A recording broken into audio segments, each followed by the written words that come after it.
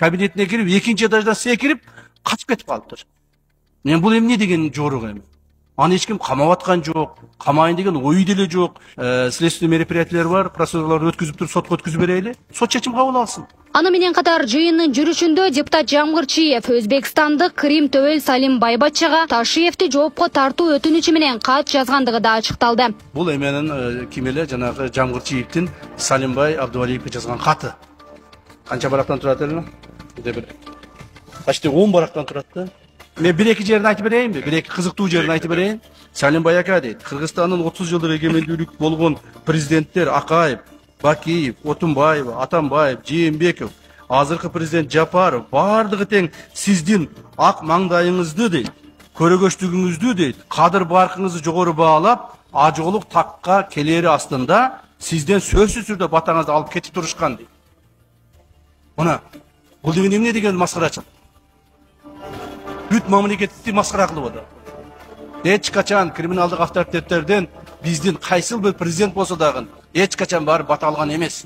Мен дагы сиздин эл аралык деңгээлде кадыр баркыңызды бийик сезип, сизден жараткандын ыраазычылык үчүн мага жардам беришиңизди суранам дейт.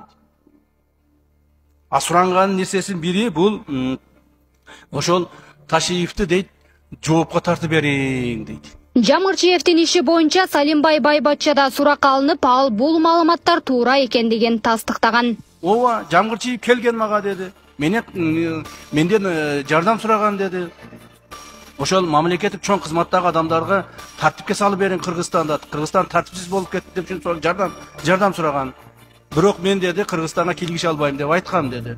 Биздин Жамгырчиев депутатыбыз. Ал жерге барып жөн эле жардам сурап тияк кылып келе бербестен, анын ошол Салимбайдын жардамчысын мындай айтканда келет этип кетиптир да. Учурда депутат Эмил Жамгырчиевге Өзбекстанда да 2 кылмыш иши козголуп турат. Мындан улам эл өкүлүнүн кесиптештери да анын жоопкерчилиги кескин каралууга тийиш экендигин белгилешти. Биз абдан колдоп жүрдүк эле бул Эмил Жамгырчиевдичи.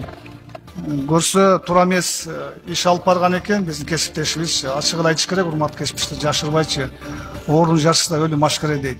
Эгерде таза болсо келип бул жерге жооп бериш керек болчу. 2 жыл мурда деле Оштогу Атамбаев деген бизнесмен бар.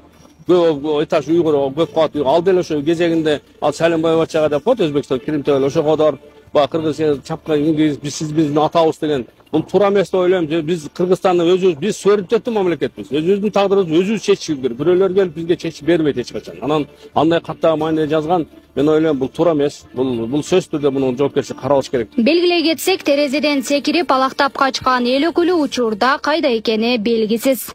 Гүлдана Мумунова, Майрамбек Абдибилал уулу, Регион телеканалы, Бишкек шаары.